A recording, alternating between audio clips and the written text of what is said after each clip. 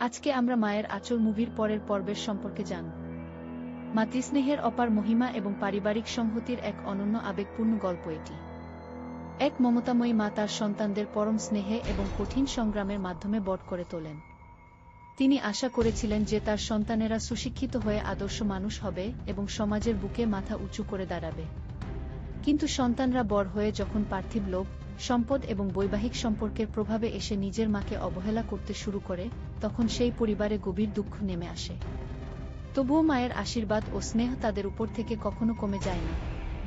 এক চরম সংকটের মুখে যখন সন্তানরা বুঝতে পারে যে মাতৃস্নেহের চেয়ে বড় আশ্রয় পৃথিবীতে আর কিছু নেই, তখন তারা অনুশোচনায় ভেঙে পড়ে মায়ের আঁচলের ছায়ায় ফিরে আসে এবং পরিবারে পুনরায় শান্তি প্রতিষ্ঠিত হয়।